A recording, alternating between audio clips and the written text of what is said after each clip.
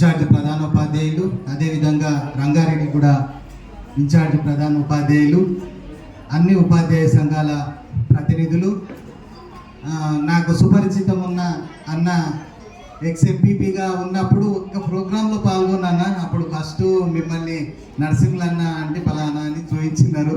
ఆ తర్వాత మనం పరిచయం అన్న చానాల నుంచి.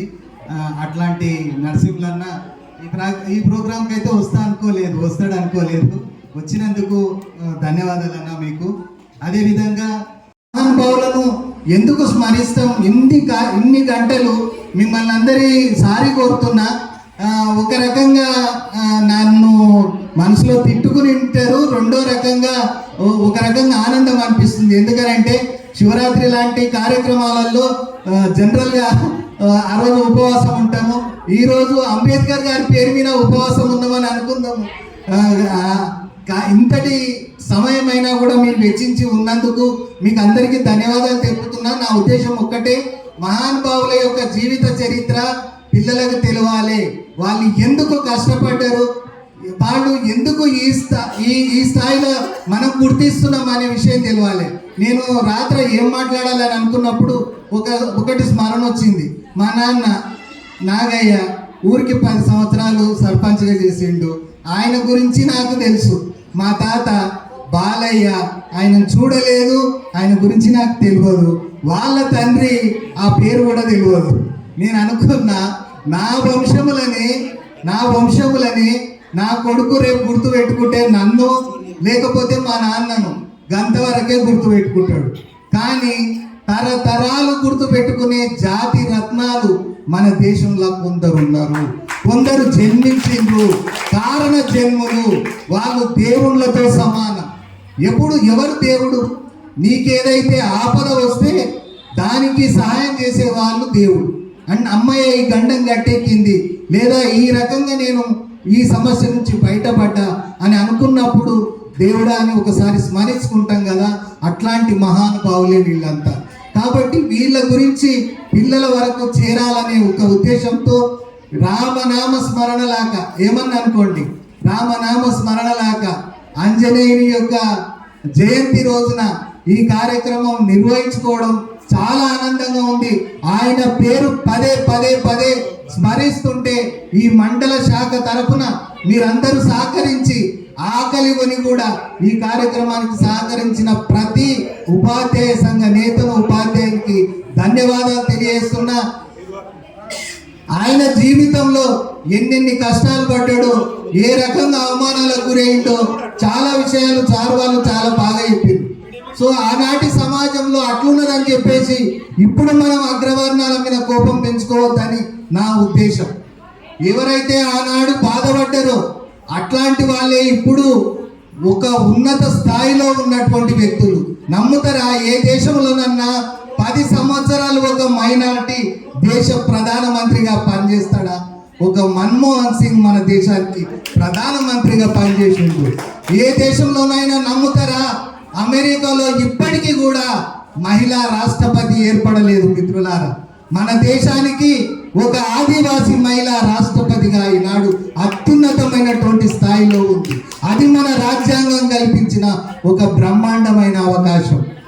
ఈరోజు మీ ముందు నేను మైకు మాట్లాడుతున్నా అంటే ఒక బీసీ వర్గం నుంచి ఒక ఉన్నత స్థాయికి ఎదిగిన నా ప్రస్థానంలో నాకు చాలా ఆనందము. ఎన్నో ప్రోగ్రాంలలో పాల్గొనింటా, ఎన్నో కార్యక్రమాలలో పాల్గొనింటా, ఎంతో మంది పిల్లలకి మ్యాథమెటిక్స్ బోధించుంటా. కానీ ఒకానొక సందర్భం నా జీవితంలో నేను డైరీలో రాసుకుంటే ఒక హ్యాపీయెస్ట్ మూమెంట్, ఆకలి అవుతుంది కానీ నాకు ఆకలి అయితే లేదు. ఎందుకంటే ఒక మహానుభావుని గురించి ఆకలి కొని కూడా ఇంత మాట్లాడుతున్నామనంటే నా డైరీలో రాసుకునేటటువంటి ఒక ఆనందకరమైనటువంటి రోజు. పిల్లలకు పదే చెప్తా ఉన్నా, ఆయన 1891లో పుట్టి 1956లో చనిపోయి ఉండుగాక. కానీ ఆ క్రమంలో ఆయన బ్రతికి ఉన్న ఆ సంవత్సరాలలో ఆయన పైకి రావడానికి తన జాతి అంటూ ఒక జాతి అవమానం జరిగితే ఏ విధంగా ఎదుర్కోవాలనేటటువంటిది ఏ విధంగా బోధించిండు, ఆచరించి చూపిండు అనేది పిల్లలకు తెలియాలనే ఒకే ఒక ఉద్దేశంతో ఈ కార్యక్రమాన్ని నిర్వహించడానికి నేను ముందుకు వచ్చిన ఆ రోజు మనకింత అవకాశం దొరకదు, 14 రోజు మనకింత అవకాశం ఇయ్యరు. ఒక దండ వేస్తే మా గొప్ప అనుకుంటున్నా, ఎందుకంటే అంతమంది వచ్చిండి వింటారు ఆ కార్యక్రమంలో. నేను ఇంతమంది టీచర్లను కూడా పిలవలేను అని ఆలోచన చేసిన. ముందు రోజు సండే ఉంది కాబట్టి సెకండ్ సాటర్డే మనకు వర్కింగ్ డే ఉన్న కారణం చేత ఈ ప్రోగ్రాం కండక్ట్ చేసుకున్నాం. చివరాఖరణ ఒక్క విషయం చెప్తా ఉన్నా,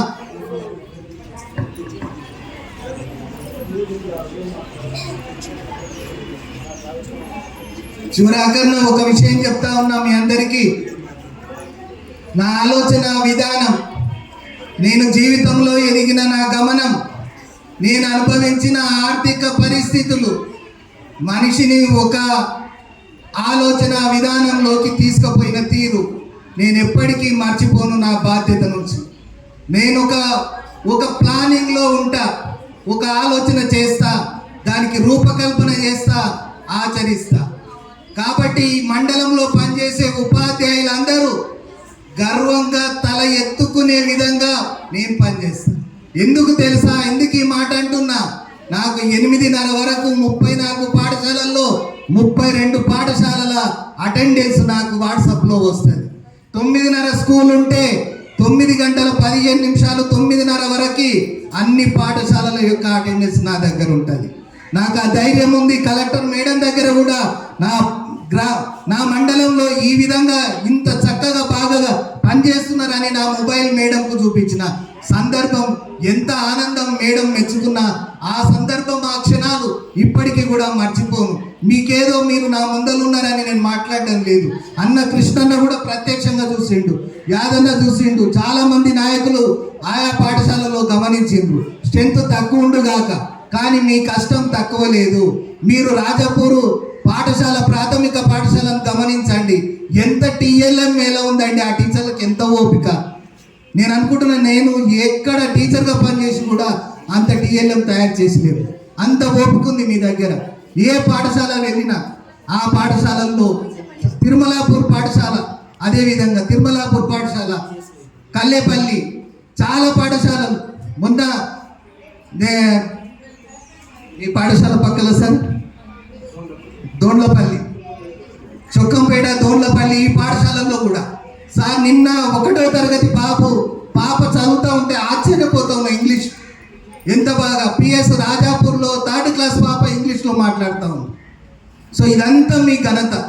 కాబట్టి గొప్పగా మీరు పనిచేసేదానికి మరింత ప్లాన్తో సిద్ధంగా ఉన్నాం. నెక్స్ట్ రాబోయే అకాడమిక్ ఇయర్లో కృష్ణన్న చెప్పినట్టుగా ఒక కార్యక్రమాన్ని, బ్రహ్మాండమైన కార్యక్రమాన్ని నిర్వహించడం, టిఎల్ఎం మేళాను కండక్ట్ చేద్దాం. ఎమ్మెల్యే గారిని ఆ కార్యక్రమానికి ఇన్వైట్ చేద్దాం.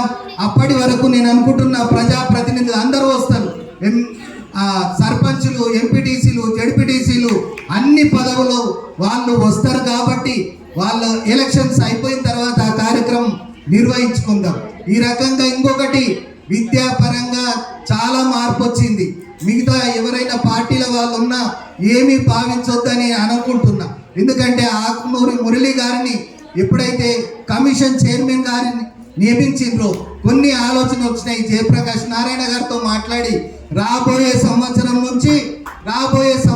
నుంచి పక్క ఊర్ల నుంచి పిల్లలకి ట్రాన్స్పోర్ట్ ఫెసిలిటీ కల్పించి స్కూల్కి వచ్చే విధంగా, ఉదాహరణకు తిరుమలాపూర్ పాఠశాలకు 9 గ్రామాల నుంచి పిల్లలు వస్తారు. ఆ 9 గ్రామాల నుంచి ట్రాన్స్పోర్ట్ ఫెసిలిటీ ఉంటుంది.